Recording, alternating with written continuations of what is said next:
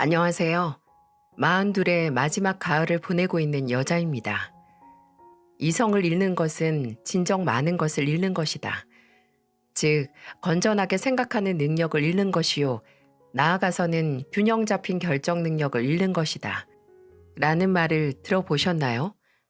나를 분노케 하는 대상에 분노를 표출하는 것도 그렇게 함으로써 내 감정이 해소되는 효과가 분명 있지만 가만히 한 걸음 물러서서 내가 분노함으로써 잃게 되는 걸 생각한다면 어느새 미지근하게 식어버린 나 자신을 발견하게 됩니다. 그리고 내가 그렇게 내 이성을 지키면 훗날 그렇게 눈을 꼭 감고 분노를 사귄 보답을 받을 수도 있다는 걸 경험해 본 사람으로서 여러분께 한 번쯤은 절대절명의 순간에 분노를 삼켜볼 만한 가치가 있다는 걸 알려드리기 위해 이렇게 사연을 보내게 됐어요. 지금은 이렇게 말하고 있긴 하지만 저도 지금보다 더 젊었을 때는 주체할 수 없는 화 때문에 매일 자기 전 그 화를 곱씹으면서 소주 한 잔씩 하기도 했어요. 특히나 20대 때 다녔던 직장 문제로 말이죠. 왜 사람은 일을 하면 성격이 변한다고 하잖아요. 저도 모르게 흉폭하고 예민하게요. 한창 회사에서 인사 고가다, 이직이다, 승진이다, 상사 눈치 보이고 후배들 실수 처리하러 다니느라 날이 갈수록 품속에 품은 화가 커지고 있었는데 친한 친구가 그런 제게 그러더라고요. 그건 다 연애 안에서 더 화가 나는 거라고. 좋은 사람을 만나서 연애를 해야 뾰족하게 뜬 눈앞에 핑크빛이 돼서 사람이 유하고 부드러워진대요. 뭔 소린가 했습니다. 사람 하나 만난다고 이 화가 다 다스려지나요? 그런데도 친구는 그 당시 싱글이었던 제게 남자를 하나 소개시켜 줬어요. 반신반의하고 나갔지만 정말 사람들이 왜 연애를 하는지 새삼 깨닫게 되더라고요. 아무래도 팍팍한 일상에서 그나마 가족이 아닌 내 편이 생겨서 나를 보살펴주고 사랑을 주기 때문일까요? 친구가 주선한 소개팅 자리에서 저는 남편을 만났고 저희는 그렇게 만나 연애를 시작했어요. 남편은 그 당시 대기업을 다니고 있는 3년차 회사원이었죠. 성실해 보이는 인상에 다정다감한 말투, 특히나 제가 무슨 말만 하면 고개를 살며시 내려서 눈을 마주치고 경청하는 그 모습에 마음을 뺏겨 연애를 하게 됐어요. 저희는 1년이 조금 넘게 연애를 했고 어렵지 않게 결혼 이야기가 나왔습니다. 사람 그 자체로도 또 커리어적으로도 남편은 참 결혼하기 좋은 사람이어서 걱정을 안 했는데 다들 결혼하기 전에 서로의 경제적 상황을 오픈하잖아요. 뭐 개인적으로 모아둔 돈이나 집안 상황 같은 거 말이에요. 처음에 남편이 본인이 모은 돈을 제게 이야기했을 때 솔직히 좀 놀랐어요. 저랑 회사에 다닌 기간은 별 차이가 없고 오히려 연봉은 저보다 높은 사람이 모은 돈이 저보다 적은 겁니다. 제가 의아해하자 남편은 조심스럽게 본인이 돈을 더 모을 수 없었던 이유를 이야기했어요. 내가 취업하고 나서 바로 월급의 3분의 1 정도는 우리 집에 내놨거든. 우리 아버지 몸이 편찮으시잖아. 그래서 나 군대 갔다 왔을 때부터는 경제 활동이 거의 없으셨고, 어머니 삼겹살집은, 아, 없는 거나 매 한 가지지. 매출이나 매달 내는 임대료나 비슷하니까. 그래서 두 분 다 내가 보내드리는 돈으로 거의 생활하셨어. 원래는 정연이도 취업하고 나서 같이 보탰는데 바로 결혼하고 나서 나가 살면서부터는 어려웠지. 조카도 빨리 생겨서. 나도 정철 씨 집안 상황은 예전부터 알고 있었으니까 그렇지 않을까 생각은 했어. 그럼 지금까지 매달 얼마씩 보내드렸던 거야? 100에서 많으면 150까지. 근데 결혼하고 나서도 이렇게 보내겠다는 말은 아니야. 우리 집 상황이 좋지 않은 만큼 혜원이 네가 허락만 하고 동의만 해준다면 줄여서 50만 원, 아니 30만 원씩 보내는 걸로 고정할게. 미안해. 결혼 전부터 이런 부탁해서. 근데 도저히 자식으로서 내가 독립하고 결혼한다고 해서 우리 부모님 상황을 모른 척 할 수가 없어. 내가 나만 이해해달라고 너한테만 강요하는 게 아니야. 혜원이 네가 날 이해해 주는 만큼 아니 그것보다 더 나도 장인어른하고 장모님께 잘할게. 정말 우리 부모님처럼 모실 거고 혜원이 네가 이렇게 배려해 주면서까지 하는 결혼 절대 후회하지 않게 내가 노력할게. 이미 남편의 집안 상황은 알았기에 놀랍진 않았고 솔직히 안쓰러웠어요. 혼자 장남으로서 그 책임감 때문에 외롭고 힘들었겠다 싶었죠. 남편은 제게 매달 벌이가 없는 시댁에 보내는 돈을 30만 원으로 정하겠다고 절대 돈 보내는 문제로 저를 힘들게 하지 않겠다고 약속을 했고 저는 그 말을 믿었습니다.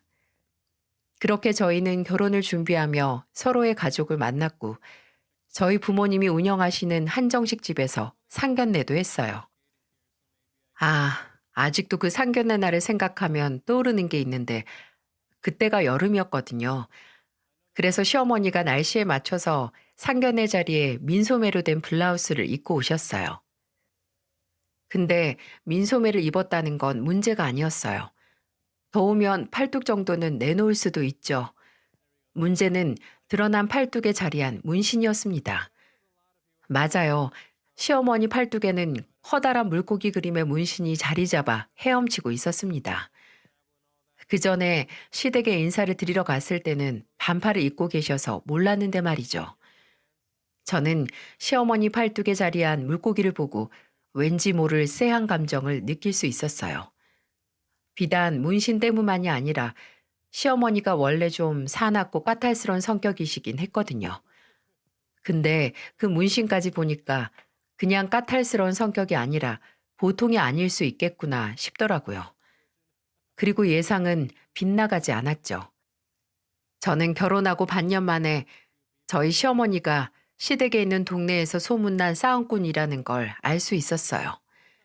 시어머니께서 저희 집에 오신다고 한 날 도착하신다는 시간대쯤 아파트 경비실에서 전화가 왔습니다. 저희 집 손님이라고 오신 분 한 명이 지금 아파트 정문 앞에서 난리를 치고 있다며 와서 모셔가라고 말입니다. 무슨 소린가 했어요. 저희 집에 올 사람은 시어머니뿐인데 시어머니께서 왜 거기서 난동을 부리시고 있냐고요. 놀라서 정문 쪽으로 가니까 정말 시어머니께서 차에서 내려서 경비 아저씨들 세 분과 실랑이를 하고 있더군요. 시어머니께서 정문 입구 앞에서 차를 멈추고 있는 바람에 뒤에 차는 밀려 있고 그야말로 아비규환이었어요. 그 모습을 보자마자 뛰어가서 물었죠. 어머님, 거기서 뭐 하세요? 야, 너 마침 잘 왔다. 글쎄 이 인간들이 내가 여기 아파트 사는 사람이 아니라고 차 빼서 나가라고 하잖아. 아니 아줌마, 그게 아니고요. 정문 입구는 입주차 전용 입구라서 방문하실 분은 불편하시겠지만 후문으로 가시라고 했잖아요. 여기 센서가 입주자들 차 번호판을 인식해서 내가 내 아들 집 가는데 당신들이 뭐라고 차를 빼라 말아야? 입주자 전용? 내 아들이 여기 산다고 입주자라고.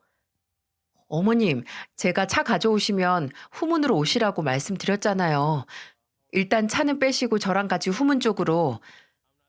넌 지금 그래서 내가 잘못했다는 거야? 뭐 이런 개 발사개 같은 아파트가 다 있어? 아니, 손님이 왔는데 그냥 나가라고? 무슨 상황인지 좀 이해가 가시나요? 그 당시 제가 사는 아파트는 입주자용과 방문자용 차량 입구가 따로 있었는데 시어머니께서 제가 후문으로 들어오시라는 말을 시원하게 까먹으시고 정문으로 들어오신 겁니다. 당연히 차량 번호가 인식이 안 되니 자동 출입구가 열리지 않았고 방문자는 후문으로 가셔야 한다는 경비 아저씨의 말에 갑자기 분노를 하셔서 차에서 내려서 그렇게 난동을 부리신 거죠. 그래요.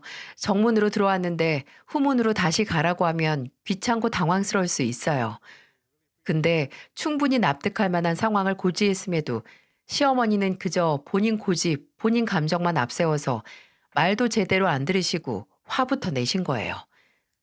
그날은 어떻게 제가 설득을 해서 제가 차를 몰고 다시 후문으로 갔지만 그때 저는 정말 무슨 상황이든 이렇게 상대를 잡아먹을 것처럼 화부터 내면 안 된다는 사실을 새삼 깨달았어요. 동시에 저희 시어머니 성격이 정말 보통이 아니라는 걸, 다른 사람들보다 내재된 화가 장난이 아니라는 걸 알 수 있었죠. 또 한 번은 명절에 시어머니와 함께 동네 마트에 장을 보러 갔다가 세일가 상품이 아닌 걸 할인해 달라고 직원에게 시비를 거는 시어머니를 말리기도 했어요. 나중에 직원 중 하나가 제게 와서 넌지시 이렇게 말했죠. 혹시 저분 며느님 되세요? 사실 여기 직원들이 저 아주머님 때문에 너무 힘들어해요. 수산물 쪽 직원 하나는 아주머니 때문에 그만두기까지 했다니까요. 얼굴 보기 무섭다고. 오실 때마다 가격 때문에 싸운 것이고, 엊그제는 귤 박스 하나 사가지고 나중에 반절이나 다 드신 상태로 가져오셔서 입에 안 맞다 환불해달라고 하셨어요. 집에 가셔서 제발 좀 말 좀 잘해주세요.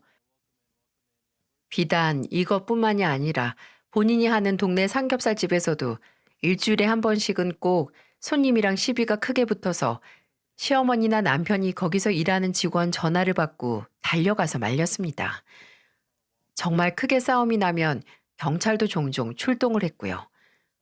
몸이 불편하신 시아버지께서는 차마 경찰서까지는 못 가셔서 남편이 가서 싸움이 붙은 사람들과 합의를 하고 사과를 하고 온 적이 한두 번이 아니었어요. 제가 정말 의아했던 건 그걸 한평생 보고 사신 시아버지께서는 정말 어떻게 시어머니 같은 분이랑 결혼을 하셨을까 할 정도로 좋은 분이었다는 겁니다. 시아버지께서는 넉넉하지 않은 형편에도 늘 며느리인 제 생일에 맞춰서 손수 고른 선물을 주실 정도로 다정하신 분이었어요. 제가 생일이 겨울인데 시아버지께서는 계절에 맞춰 제 생일 선물로 목도리, 장갑, 모자, 털 양말이나 한 번은 손난로를 한 박스를 사주셨었어요. 목도리를 사주셨을 때는 제 목에 둘러주시면서 네가 참 고생이 많다고 하셨죠. 시아버지께서는 늘 본인의 불편한 몸 때문에 저희에게 생활비를 받아서 쓰는 걸 미안해 하셨어요. 또 그 시어머니의 그 부리다 못해 마그마 같은 성격 때문에 피해까지 끼치게 되니 대신 죄인처럼 볼라치 없다고 하셨네요.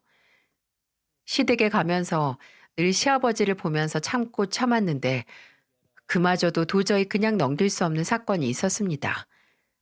제게는 눈에 넣을 수는 없지만 평생 품에 안을 수 있는 예쁜 딸과 아들이 있어요. 첫째인 딸이 태어났을 때는 계속 회사 생활을 했는데 둘째인 2살 터울의 아들이 태어났을 때는 아무래도 몸이 너무 힘들어서 회사를 그만두고 아이들 육아에 전념을 하게 됐어요. 근데 제가 둘째를 낳고 회사를 그만두자마자 어쩌면 기다린 게 아닌가 할 정도로 칼같이 시어머니께서 시댁에 보내는 생활비를 높이라고 남편에게 요구했다는 겁니다. 남편은 이미 저와 30만 원으로 약속을 해서 더 드릴 수 없다고 단호하게 말했다고 해요. 또 그건 결혼 전에 시어머니께서도 동의하신 부분이니까요. 근데 시어머니께서 너무 당연하다는 듯 뭐라고 하셨는지 아세요? 너는 이제 돈도 못 버는 게 남편이 버는 돈 어디 쓰는지 네가 뭔데 간섭이냐? 제가 이제 회사를 안 다닌다고 경제권이 하나 없다고 판단을 한 건지 그걸 기회로 매달 꼬박 받던 생활비를 올려달라는 시어머니. 진짜 너무 지긋지긋하더라고요. 그 성질도 모자라 애들 보기 위해 제 커리어를 버린 제게 이제 돈도 못 번다고 돈 문제에 간섭 말라는 그 어처구니 없는 말도 말이죠. 그 얘기가 나온 후로는 저는 시댁에 아예 관심을 꺼버렸어요.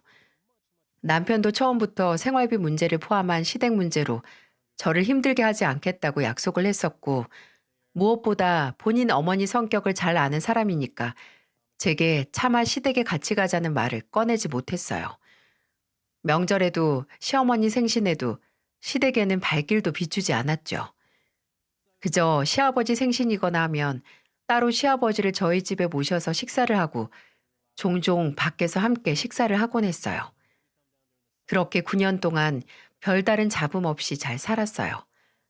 애들도 잘 컸고요. 시어머니와 멀어지니 제 결혼 생활에서 별로 문제가 될 만한 일이 없더군요. 결혼 생활 이외에 문제가 있긴 했지만은요. 제가 결혼하고 8년 정도 됐을 때 아버지께서 전립선 암 판정을 받으셨어요. 다행히 초기에 발견을 했지만 일단 부모님께서 암이라는 사실부터 숨을 쉴 수가 없더라고요. 수술 후에 항암 치료를 받으셨어요. 아버지께서는 어머니와 함께 3대째 내려오는 유서 깊고 유명한 한정식 집을 운영하셨는데 아무래도 아버지께서는 한동안 식당을 쉬셔야 했고 어머니께서도 간병인을 쓴다고 해도 아버지 옆에서 봐드릴 일이 많으셨죠. 저희 가족은 한 차례 상의 끝에 제가 부모님 식당에 나가서 일을 하기로 했어요.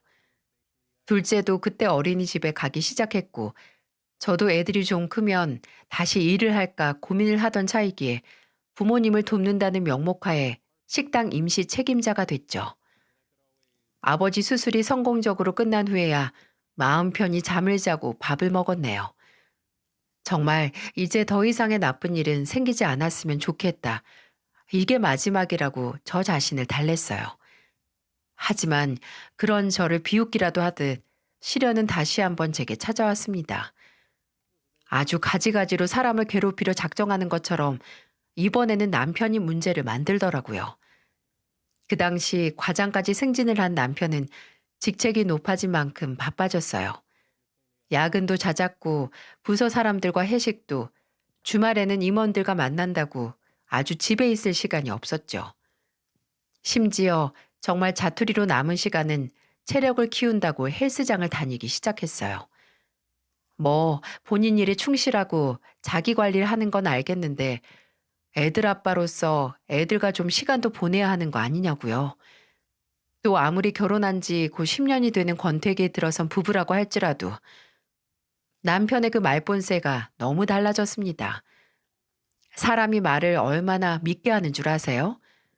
남편이 거실에서 TV를 보고 있고 제가 그 앞을 지나가면 꼭 실실 웃으면서 TV에 나오는 여자 연예인들과 저를 비교하기 시작했어요. 저거 봐. 저 연예인이 신은 부츠. 저런 거 예전에 우리 연애할 때 당신도 신었던 것 같은데? 왜 미니스커트 입고? 뭐 그런 걸 다 기억하고 있어. 그랬나? 당연히 기억하지. 아, 그때는 당신도 참 나쁘지 않았는데. 저 연예인만큼은 아니더라도 봐줄만 했는데 말이야. 근데 이젠 뭐 허리나 다리나 아줌마 다 됐지. 애 둘 낳았는데 아줌마 안 되면 이상한 거 아니야? 하루 24시간 관리받는 연예인이랑 나랑 비교하면 안 되지. 내가 남자 아이돌이랑 당신 비교한 적 있어? 나는 TV 속 세상이랑 현실을 구분할 줄 알거든. 알면 좀 남편 판타지를 위해서 가꿀 생각 없냐? 이제 나한테 잘 보이고 싶지도 않지? 당신은, 당신은 나한테 잘 보이려고 그따위로 말해? 퍼진 게 어디 나 하나뿐이야? 그래도 나는 이 몸으로 애 2명 낳았다는 변명거리라도 있지. 누가 보면 당신이 얘 대신 낳아줬다고 해도 믿을 거야. 그리고 왜 헬스장 다니면 다닐수록 더 살이 쪄? 거기서 운동 끝나면 뭐 수고했다고 배달 음식이라도 시켜줘? 아, 아니면 가는 식당 이름이 그냥 헬스장인가 보네. 하지만 제가 이런 점 때문에 9년 동안 함께 산 내 아이의 아빠를 의심하게 된 건 아닙니다. 결정적인 사건이 2번이 있었어요. 첫 번째는 주말에 빨래를 하는데 빨래통에 든 와이셔츠 중 하나 가슴팍 쪽에 옅게 무슨 얼룩이 묻어 있는 거예요. 얼룩이 좀 커서 이게 뭐지 싶어서 봤는데 여성분들은 그리고 화장을 하는 남성분들은 아실 거예요. 하얀 옷에 파운데이션이 묻었을 때 생기는 그 얼룩을 말이죠. 은은하게 그 특유의 화장품 냄새가 나는데 위치나 뭐나 아무래도 이건 누가 남편의 가슴에 안겼을 때 날 수 있는 자국이라고 생각을 했어요. 근데 남편에게 이게 뭐냐고 하면서 와이셔츠를 내미니 남편은 대수롭지 않은 듯 회식 끝나고 술에 취한 여자 직원 1명 택시에 태워주다 묻은 것 같다고 하는 겁니다. 그렇게 애매한 물증과 심증뿐인 미심쩍은 와중에 2번째 사건이 터졌죠. 안방 쓰레기통을 비우다가 제가 산 게 아닌 여성 브랜드 매장 영수증을 발견했어요. 바로 40만 원대 원피스였습니다. 결제된 카드 번호 앞자리는 분명 남편이 들고 다니는 카드가 확실했어요. 저는 다시 한번 남편에게 물었어요. 근데 이번에는 이 인간 아주 순박한 표정으로 말하는 겁니다. 아, 그거 조금 있으면 정연이 생일이잖아. 그래서 샀어. 요새 좀 우울해서 돈 좀 썼지. 당신한테 큰돈 쓰는 거 미리 말 안 해서 미안한데 그래도 오빠가 돼서 동생한테 이 정도는 할 수 있잖아. 그 영수증에 찍힌 옷은 곧 생일인 시누이를 위해서 샀다는 남편. 말이 안 되는 건 아닌데 사람이 그 이상한 촉이 있잖아요. 근데 그렇다고 이걸 신우에게 직접 전화를 해서 물어보기는 또 창피하고 자존심도 상하고. 그렇게 저는 난생 처음으로 남편의 휴대폰을 확인하기로 마음을 먹었어요. 연애할 때도 상상도 못했던 짓이었어요. 저는 남편을 믿었었고 그 신뢰가 무너지지 않는 이상 절대 휴대폰과 같은 아무리 부부라고 해도 사적인 영역을 침범할 생각은 못했었거든요. 근데 점점 변하고 변명만 늘어가는 남편의 모습이 마치 저를 부추기는 것 같았습니다. 남편이 술을 좀 먹고 들어온 날, 저는 자는 남편의 휴대폰을 가지고 거실로 나왔어요. 그리고 제발 그저 내 착각이고 내 기우다라는 헛된 희망을 품은 채 떨리는 손으로 남편의 휴대폰을 확인했죠. 남편의 카톡 내역을 열었을 때 제가 확인할 수 있었던 건 바로 강지민이라는 이름이었어요. 알고 보니 그 여자와 그날 같이 술을 마시고 집에 들어왔던 거였더라고요. 프로필 사진으로 보기에 딱 그 여자는 헬스장 트레이너였어요. 근데 이럴 수가. 카톡 메시지 내역 중에 서로 사진을 공유한 걸 봤는데 둘이 다정하게 헬스장으로 보이는 곳 거울 앞에서 나란히 서로의 허리를 감싸고 사진을 찍은 걸 공유한 게 남아있더라고요. 이것뿐만 아니라 헬스장이 아닌 공원이나 식당에서 서로 찍은 사진도 있었어요. 그 여자는 그저 남편이 다니는 헬스장 트레이너가 아니라 남편의 불륜 상대였던 거예요. 마지막으로 나눈 메시지에는 서로를 자기라고 지칭하면서 잘 들어가라, 보고 싶다는 연병을 떨더군요. 그래요. 이렇게 헬스장에 다니면 살이 찔 수밖에 없겠죠. 헬스장에서 애정 행각만 하고 나와서 바로 같이 레스토랑 가서 고기 썰면서 분위기 잡는데 살이 안 찌고 백입니까? 저는 그때 바로 방에서 자고 있던 남편을 두들겨 깨워서 추궁을 하고 싶었어요. 뚫린 입으로 말해보라고 한 뒤에 사지를 갈라놓고 싶었어요. 하지만 당장 이 인간이 제게 진실만을 말한다는 보장도 없고 대체 무슨 생각으로 어느 정도로 깊은 관계라는 걸 알고 싶었기에 일단 남편의 휴대폰 속 증거들을 모조리 캡처하고 저장해서 제 휴대폰으로 옮겼습니다. 그 여자의 연락처까지 포함해서요. 당장 그 여자를 만나서 책임을 묻고 싶었어요. 두 아이가 있는 남자인 걸 알면서 만난 건지 도대체 무슨 생각으로 이런 짓을 저질렀는지 말입니다. 그 다음 날 여느 때와 같이 태어난 얼굴로 남편을 대했지만 뒤에서는 수백 수천만 번의 고민을 하고 갈등을 한 후에 그 여자에게 연락을 했어요. 당신과 내 남편의 사이를 알게 됐으니 얼굴 한번 보고 싶다고 말이죠. 예상과 다르게 답장은 아주 빨리 왔습니다. 그 여자가 뭐라고 했을 것 같으세요? 시간과 장소를 정해서 말해달라고 하더군요. 지도 제 얼굴을 한번 보고 싶었다고 하면서 말이죠. 와, 이거 진짜 보통이 아니다 싶었어요. 유부남을 만나는 것만으로도 제정신이 아니라는 걸 알고 있었지만 무슨 본인이 영화나 드라마의 대단한 주인공인 것 마냥 허세를 부리는 게 어처구니가 없더군요. 일단 저는 그날 이른 오후에 집에서 멀리 떨어진 역 근처 카페에서 만나자고 했어요. 혹시나 하는 마음에 그 여자가 도착하기 전에 일찍 나가서 그 자리 대화를 녹화할 수 있도록 휴대폰을 안 보이게 세팅했어요. 그리고 그 자리에 나온 여자는 말 그대로 저나 남편에 비해서 새파랗게 어려 보이는 사람이었네요. 한 20대 중반? 후반? 아무리 봐도 30은 넘어 보이지 않더라고요. 보자마자 탄식과 함께 제 부모는 제가 저러는 걸 알까 싶었습니다. 저는 정말 한 점 부끄러움 없이 저를 똑바로 바라보는 그 여자에게 말했어요.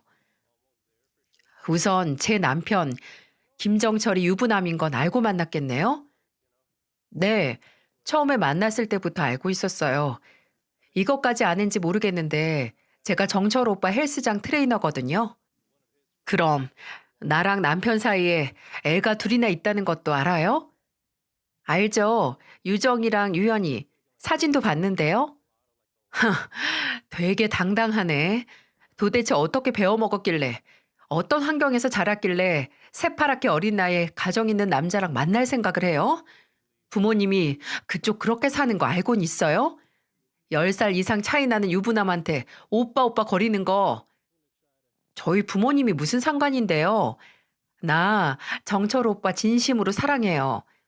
나랑 정철 오빠가 진짜 운명인데 운 없게 그쪽보다 내가 정철 오빠를 늦게 만난 것 뿐이에요. 나 정철 오빠에 임신했어요. 그리고 당당하게 정철 오빠랑 결혼해서 낳을 생각이고요. 그러니까 더 비참해지고 싶지 않으면 정철 오빠랑 헤어져요. 그쪽이 나한테 뭘 하든 상관없으니까 헤어지기만 하라고요. 뭐 상간녀 소송을 하고 싶으면 위자료도 줄게요. 본인이 상간녀인 건 아나 보네. 내가 그쪽 코 묻은 돈 필요해서 만나자고 한 줄 알아요? 그럼 왜 사람 오라가라 했는데요. 행여나 헤어지라고 할 생각은 접어요. 그쪽 그럴 자격 없어요. 애초에 그쪽이 남편 관리 잘했으면 이런 일이 일어났겠어요? 아주 가정 있는 남자 선택받았다고 무슨 대단해진 것 같다고 단단히 착각하는 것 같은데 오히려 누가 먹던 음식 주워 먹고 있다는 생각은 안 해봤어요? 내가 뭘 먹든 그쪽이 알 바 없고요. 원망하려거든 주워 먹은 내가 아니라 남편이 딴 여자한테 눈 돌리게 만든 그쪽 얼굴이나 몸매 원망해요. 남편 마음 하나 제대로 못 붙잡으면서 뭘 잘났다고? 아! 저는 그 헛소리를 듣고 있을 수 없어 저는 제 앞에 있던 얼음이 그득한 아이스 아메리카노가 든 컵을 잡아 그 여자의 얼굴에 뿌렸습니다. 한순간에 냉수 마찰에 커피 마찰을 하게 된 여자는 얼어붙었고 저는 그 여자 얼굴에 이렇게 말한 뒤 카페를 나왔어요. 누가 먹던 거 좋아하는 것 같길래 뿌려줬어요. 맛있게 먹고 앞으로도 신나게 본인 팔자 꼬면서 살아요. 근데 그러다가 세상 무서운 줄 모르고 남의 집 팔자까지 꼬면 분명히 나중에 언제라도 땅을 치다 못해 물어 뜯으면서 후회하게 될 날이 올 거니까. 그 다음에 제가 한 일은 애들을 친정에 맡긴 거예요. 그리고 제가 굳이 먼저 전화해서 말하지 않아도 커피물을 뒤집어 쓴 게 먼저 말했을 것이기에 그저 조용히 집에서 혼자 남편을 기다렸죠. 아니나 다를까 몇 시간 뒤에 지 주제도 모르고 한껏 가라앉은 표정의 남편이 집으로 기어들어왔어요. 남편은 저를 보자마자 가만히 바라보기만 하더니 이내 말하더군요. 지민이 만나고 왔다며? 만나기만 했겠어? 걔가 널 얼마나 절절하게 사랑하는지 얘기도 듣고 커피도 부어주고 왔는데? 그건 말 안 하디? 지민이 임신했다는 것도 들었지? 이왕 이렇게 밝혀진 거 그냥 말할게. 이혼하자. 나 지민이랑 애 낳고 그 애랑 셋이서 살고 싶어. 이 쓰레기 같은 새끼야. 그럼 우리 애들은 유정이랑 유연이는 네 자식 아니야? 우리 애들 생각은 안 해? 해. 당연히 하지. 그러니까 애들이 너랑 편하게 살 수 있도록 양육비도 주고 이 집도 너한테 넘길게. 이 정도면 충분하지 않아? 나 이제 정말 의무가 아니라 정말 사랑하는 상대랑 남은 인생 함께하고 싶어. 아주 드라마를 찍고 있네. 너나 걔나 참 잘 만났다. 세계의 사랑인 척, 비극적인 드라마 주인공인들인 척 아주 잘하네. 현실은 그저 추잡하게 가족 배신하고 뒤에서 숨어서 만나는 바퀴벌레도 못한 것들이. 마음 같아서는 정말 그 자리에서 남편의 뼈와 살을 다 분리해버리고 싶을 정도로 화가 났어요. 나와 내 애들을 배신한 값을 치르게 하고 싶었죠. 근데 동시에 제가 왜 그래야 하나 싶더라고요. 이미 남편의 바람을 눈으로 확인하고 같지 않은 그 바람 상대를 보고 나니 아예 남편에 대한 기대도 미련도 싹 사라졌거든요. 여기서 원망하고 매달리면 진짜 비참한 건 나겠구나 싶더라고요. 차라리 얼른 이 암덩어리 같은 존재를 내 인생에서 몰아내고 뒤돌아 애들과 새 출발을 하는 게 저나 애들에게도 좋을 것 같았고요. 그래서 저는 남편과의 합의 이혼에 동의를 했습니다. 약속대로 그 여자가 임신한 아이와 살겠다는 남편의 말처럼 저는 애들의 단독 양육권을 받았고 위자료로 약속한 대로 같이 살던 집을 받을 수 있었습니다. 그 인간과 같이 살던 집에서는 도저히 살 수가 없고 또 행여 그 인간이 찾아올까봐 바로 팔아서 처분해버리고 저는 아이들과 친정에 들어갔어요.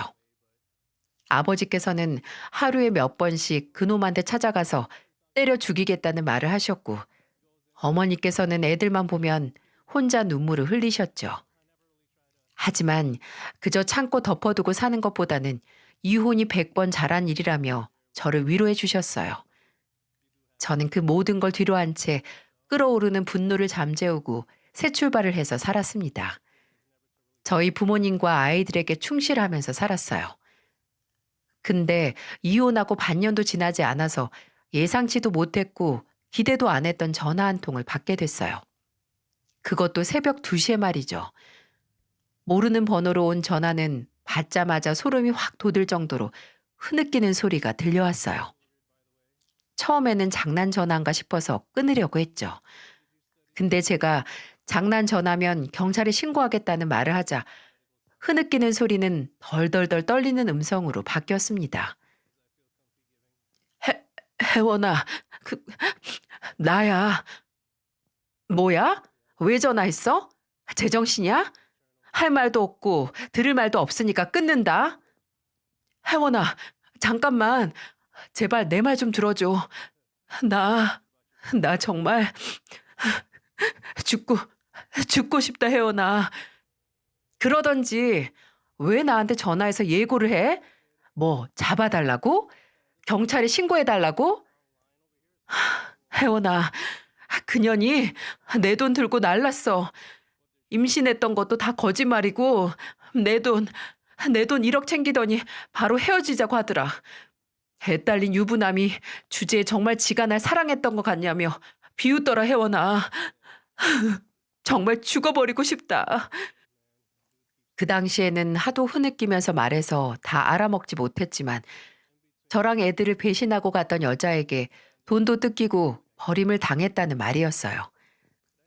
그 말을 듣자마자 뭐 속이 시원하거나 후련하거나 한 게 아니라 오히려 짜증이 확 치밀어 오는 거예요. 그래서 뭐 어쩌라고 하는 마음뿐이었고 그래서 지금 나한테 감히 동정을 해달라는 건가 싶었네요. 저는 이를 꽉 깨물고 말했어요.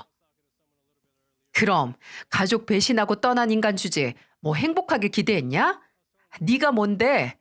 그리고 지금 그 말을 듣고 내가 널 불쌍하게 여겨줄 거라고 생각한 건 아니지? 너도 대가리가 온전히 달려있으면 감히 그런 생각 못하지. 안 그래? 나는 그 얘기를 들어도 아무런 감정이 안 생기니까 2번 다시 나한테 연락하지 마.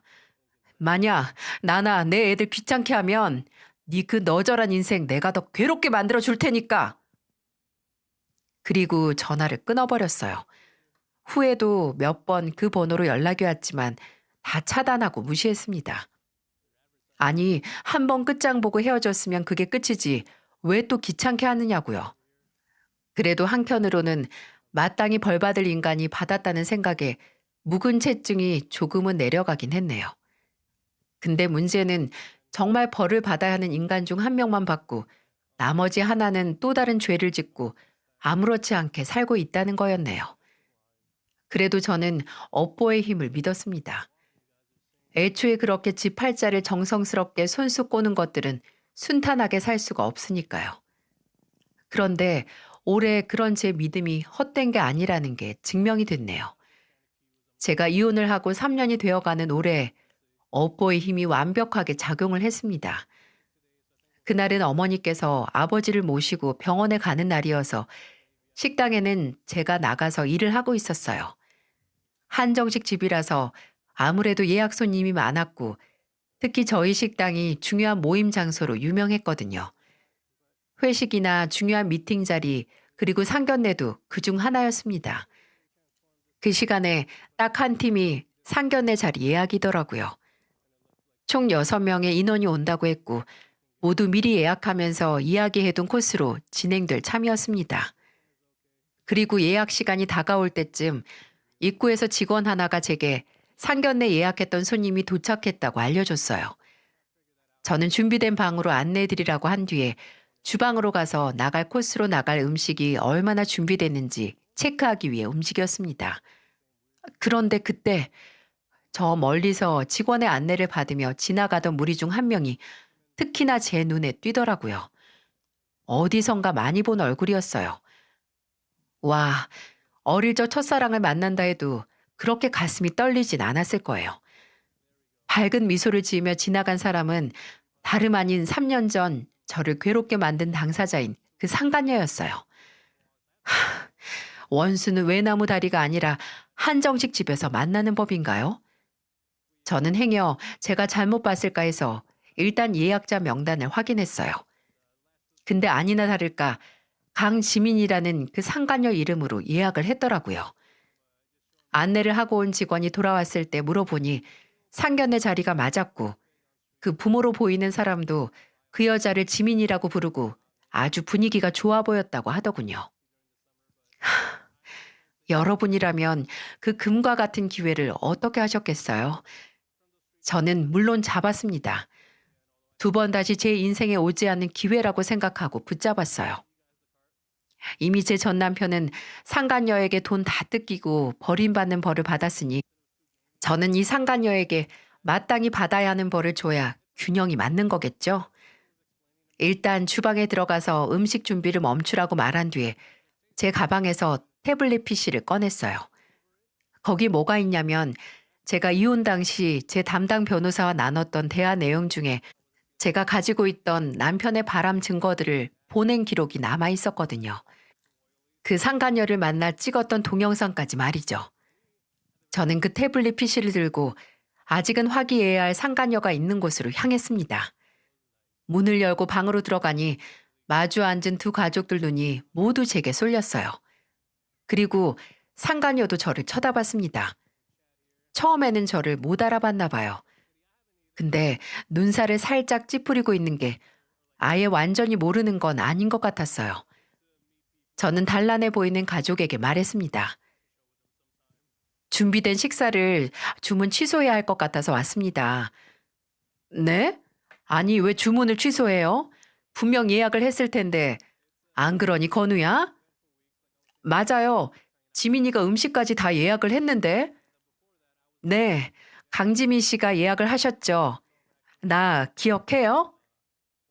제가 상간녀를 쳐다보면서 묻자 그제야 저를 알아봤는지 눈이 동그래지며 살짝 벌어진 입에서는 어떤 말도 안 나왔어요. 진짜 할 수만 있다면 여러분께 그 여자 표정을 보여드리고 싶네요. 저는 그 경악에 찬 얼굴을 보며 조용히 태블릿 PC를 들어보였습니다. 일단 이 영상을 보고 주문을 취소할지 말지 결정해 주세요. 여기 강지민 씨가 주인공인 영상이니까. 여기 강지민 씨가 3년 전에 제 남편과 불륜을 저질렀고 그게 너무 자랑스럽다는 걸 고백하는 영상입니다. 그리고 영상이 재생됐고 그 안에서는 상간녀가 제 앞에서 제 남편을 얼마나 사랑하며 애까지 가졌고 둘이서 가정을 꾸릴 거라는 얘기를 열정적으로 쏟아놓는 모습이 나오기 시작했어요.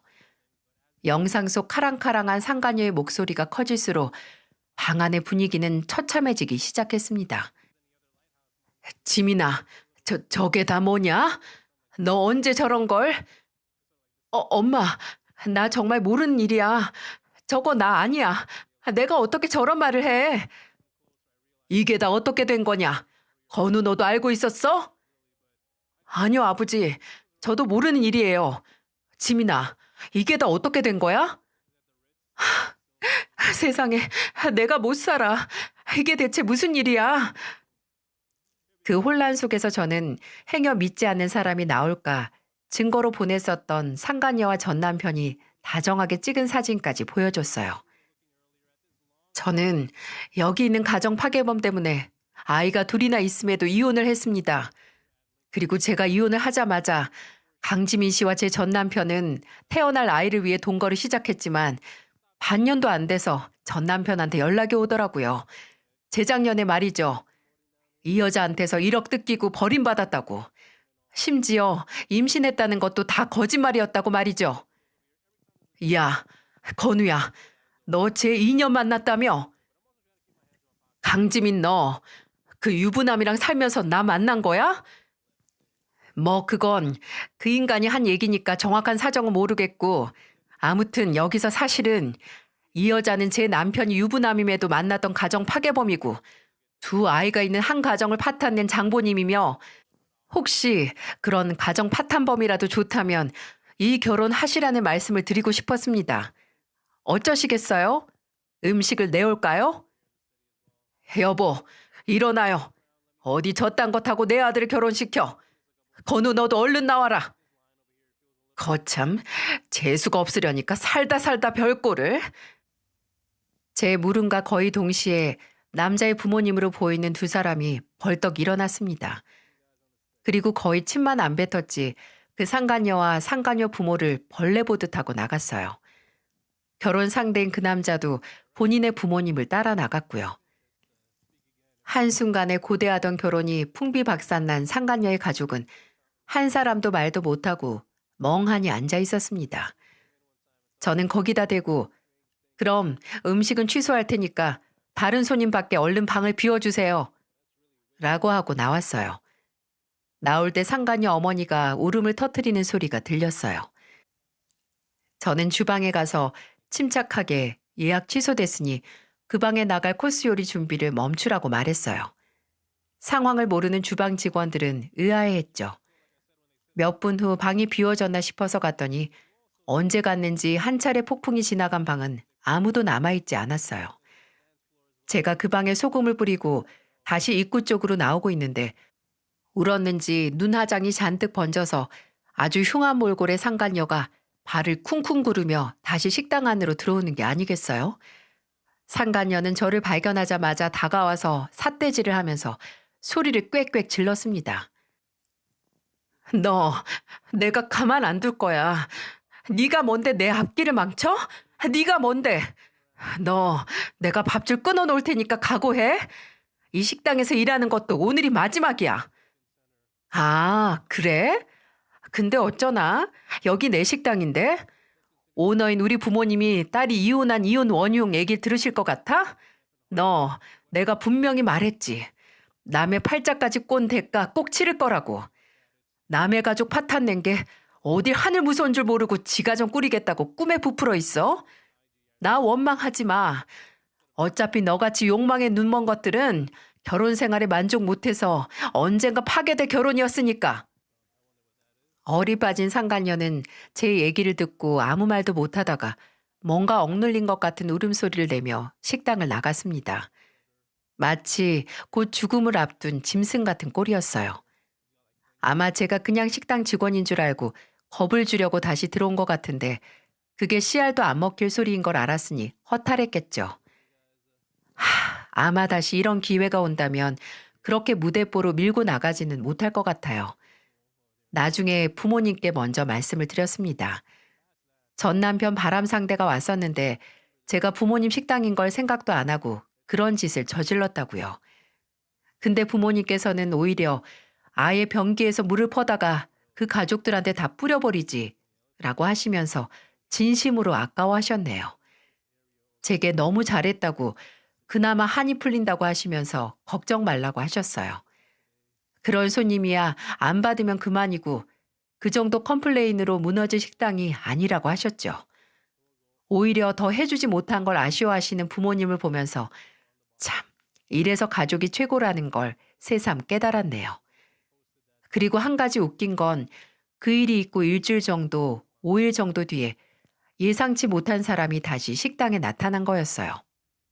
바로 그 상간녀와 하마터면 결혼할 뻔했던 그 남자였어요. 그 남자는 한 손에 들고 있던 음료수 선물 세트를 제게 내밀며 고개 숙여서 인사를 했어요. 그날은 정말 은혜를 입었습니다. 사장님이 제 인생 살리신 거예요. 네? 아니요. 저도 그냥 제 감정이 앞서서 그쪽 가족분들께는 실례를 저질렀는데요. 아닙니다. 진짜, 진짜 저도 저희 부모님도 감사해하고 있어요. 그리고 그 남자는 제게 상간녀에게 속았던 이야기를 짧게 들려주었어요. 그때 사장님 전 남편한테 지민이 아니 그 여자가 1억인가 가져갔다고 하셨죠? 그게 지가 모은 돈이라고 결혼 자금으로 내놓은 돈이었어요. 지가 같이 사는 유부남한테 빌려서 다른 남자랑 결혼을 하려고 했더니 그냥 소름만 돋네요. 어떻게 제가 2년 동안이나 그 여자 본 모습을 모르고 만났나 싶고요. 자책하지 마세요. 내 탓하기 시작하면 끝도 없고 작정하고 속이면 경찰도 보이스피싱 당하는 세상에 속은 사람이 무슨 잘못이 있겠어요. 남자는 그날 예약해서 준비한 음식값을 지불하려고 했고 저는 먹은 것도 없는데 돈 내게 할 수 없다고 저희 직원들이 잘 먹었으니 괜찮다고 하고 남자를 돌려보냈어요. 남자는 식당 입구를 나서면서도 끝까지 제게 고맙다는 말을 했습니다. 엄밀히 따지면 저는 딱히 그 남자의 인생을 구제해 주려고 했다던가 공익의 목적이 아닌 캐캐 묵은 제 감정을 해소하기 위해 저지른 일인데 누구에게 이렇게 고맙다는 말을 들으니 당혹스럽기도 하고 부끄럽기도 했네요. 그저 이 자리를 빌어서 구사일생한 그분의 인생에 그 여자같이 지뢰밭 같은 인연이 더는 없기를 바랍니다. 인간 같지도 않는 두 연놈이 마땅히 받아야 하는 벌의 균형이 맞아지고 나서 저는 그저 남은 제 가족에게 최선을 다하면서 살고 있어요. 애들에게는 열심히 일하고 가족에게 충실한 모습을 보여주는 멋진 엄마이려고 노력하고 있고 부모님께는 식당을 맡겨도 전혀 걱정 없는 든든한 딸이 되기 위해 노력하고 있어요. 솔직히 말하자면 3년 전 제가 당한 일에 대한 모든 응어리가 사라지진 않았어요. 아마 앞으로도 그 상처는 사라지지 않겠죠. 다만 제게 행복감을 주는 좋은 일들이 연고가 돼서 그 연고를 바른 상처는 잘 아물어 흉터만 남겠죠. 왜 오래된 흉터는 집요하게 들여다보지 않으면 보이지도 않잖아요. 아마 바쁘고 열심히 살다 보면 그까지 상처는 눈에 제대로 들어오지도 않을 것 같네요. 그리고 제게 연고가 되는 건 바로 사랑하는 부모님과 아이들이니 그만큼 저 또한 가족들에게 만병통치약 같은 연고가 되기 위해 나 자신을 갈고 닦아야겠죠. 테레사 수녀의 말처럼 사랑은 가장 가까운 이들을 돌보는 것에서부터 시작이 되고 그들이 바로 가족이라고 하잖아요. 늘 제 곁에서 힘이 되는 가족을 돌보면서 제 안에서 상처로 인해 조금 깨지고 부서진 사랑이라는 감정을 회복해 나가야겠습니다. 이야기를 끝까지 들어주셔서 감사합니다. 여러분도 또 여러분의 가족도 모두 건강하고 행복하길 바랄게요.